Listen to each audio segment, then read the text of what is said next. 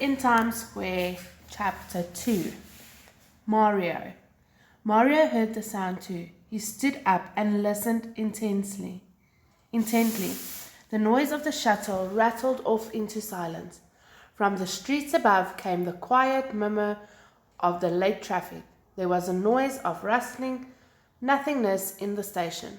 Still, Mario listened, straining to catch the mysterious sound, and there it came again. It was like a quick stroke across the string of a violin, or like a harp that has been plucked suddenly. If a leaf in a green forest far from New York had fallen at midnight through the darkness into a thicket, it might have sounded like that. Mario thought he knew what it was. The summer before, he had gone to visit a friend who lived on Long Island. One afternoon, as the low sun reached long yellow fingers through the tall grass, he had stopped beside a meadow to listen to just such a noise, but there had been many of them then, a chorus. Now there was only one. Faintly it came again through the subway station. Mario slipped out of the newsstand and stood waiting. The next time he heard the sound, he went towards it. It seemed to come from one corner, next to the stairs that led up to 42nd Street. Softly Mario went towards the spot. For several minutes there was only the whispering silence. Whatever it was that was making the sound had heard him coming and was quiet. Silently Mario waited. Then he heard it again, rising from a pile of waste papers and suits that had blown against the concrete wall. He went down and very gently began to lift off the papers. One by one he inspected them and laid them to one side. Down near the bottom the papers became dirtier and dirtier. Mario reached the floor. He began to feel with his hands through the dust and soot, and wedged in a crack under the refuge, he found what he's been looking for. It was a little insect, about an inch long and covered with dirt.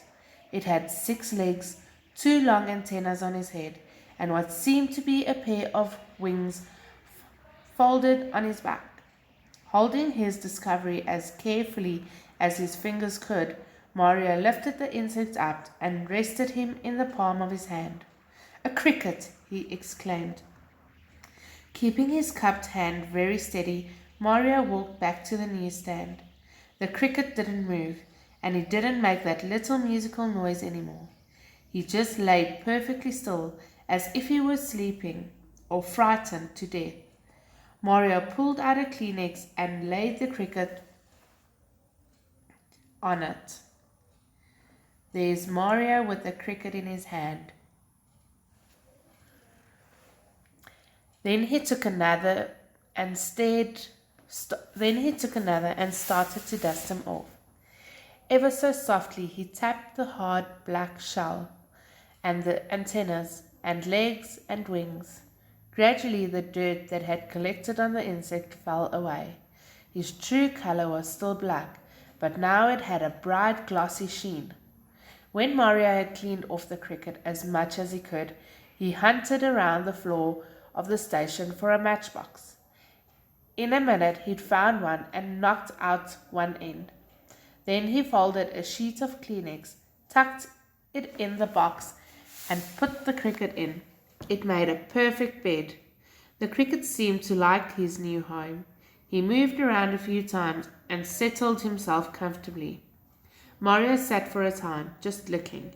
He was so happy and excited that when anyone walked through the station, he forgot to shout, "Newspapers and magazines!" Then a thought occurred to him. Perhaps the cricket was hungry. He rummaged through his jacket pocket and found a piece of chocolate bar that had been left over from supper. Mario broke off one corner and held it out to the cricket on the end of his fingers. Cautiously the insect lifted his head to the chocolate. He seemed to smell it a moment, then took a bit. A shiver of pleasure went over Mario as the cricket ate from his hand.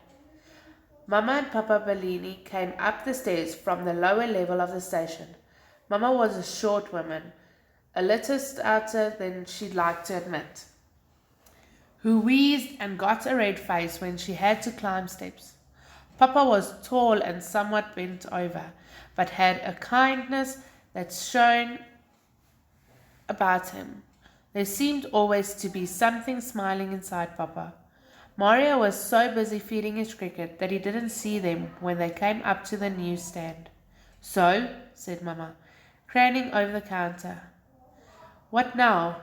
I found a cricket, Mario exclaimed. He picked the insect up very gently between his thumb and forefinger and held him out for his parents to see. Mama studied the little black creature carefully. It's a bug, she pronounced finally. Throw it away. Mario's happiness fell in ruins. No, Mama, he said anxiously. It's a special kind of bug. Crickets are good luck. Good luck? Mama's voice had a way of sounding very dry when she didn't believe something. Cricketers are good luck, so I suppose ants are better luck, and cockroaches are the best luck of all. Throw it away.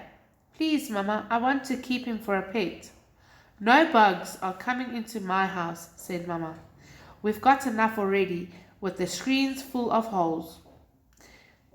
He'll whistle to his friends. They'll come from all over. We'll have a house full of crickets. No, we won't, said Mario in a low voice. I'll fix the screens. But he knew it was no use arguing with Mama. When she had made up her mind, you might as well try to reason with the 8th Avenue subway. How was selling tonight? Asked Papa.